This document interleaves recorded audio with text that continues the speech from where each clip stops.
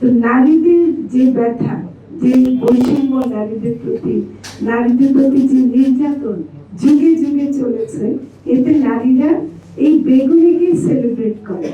কাজ যারা করে তারা কিন্তু টিকে থাকে এবং সেজন্য আজকে তারা আত্মপ্রকাশ করছে। এটা অনেক মোবারকবাদ জানাচ্ছি, কংগ্রেচুলেশন জানাচ্ছি, অভিনন্দন জানাচ্ছি।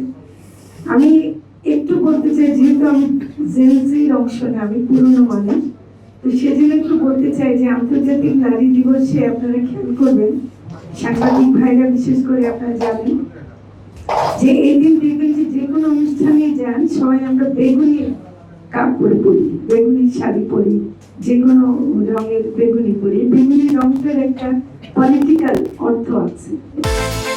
বিকাশ পেমেন্টে 10,000 টাকার বেশি অফার, শপিং চলছে তো।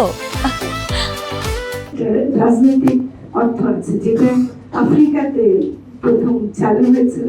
সেটা হলো যখন বেদনা, আপনার যখন জখম বা বেদনা খুব গভীর হয়, সেটা কিন্তু রক্তের মতো লাল হয় না, বলে না যে একেবারে ব্যথায় বেগুনি হয়ে গেছে। তো নারীদের যে ব্যথা, যে বৈষম্য নারীদের প্রতি যে নির্যাতন যুগে যুগে চলেছে, এতে নারীরা এই বেগুনিকে সেলিব্রেট করে। কারণ আমরা এটাকে উত্তরণ করতে চাই, আমরা এই জন্য এটাকে সেলিব্রেশনে নিয়ে আসছি, আমরা এটাকে নিয়ে হাহুতাশ করতে চাই না। তো সেজন্য এইটা আমরা যেমনই হোক একটা রংটা আমরা পড়ি। এটা একটু বলতে চাই। এটা হলো আজকের কনটেক্সটে একটু চিন্তা করবেন, আমরা কিন্তু কোনো সংগঠনে আত্মপ্রকাশ করলেও আমরা কিন্তু ভূ রাজনীতির বাইরে না।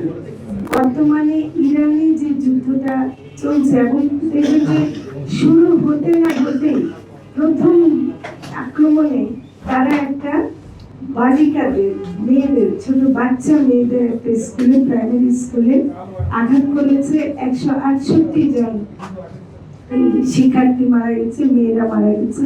তাদের লাশের যদি ছবি দেখেন, তাহলে এই মানে গাজায় কি হচ্ছে, এই মেয়েরা, নারীরা সমানে মারা যাচ্ছে। আপনি দেখবেন যে তারা খেতে পারছে না। আমরা কিন্তু, আমি নারী শক্তির প্রতি অনুরোধ করব যে আপনারা এইসব বিষয়েও সবসময় সোচ্চার থাকবেন এবং আপনাদের একটা বক্তব্য যেন সবসময় চায়।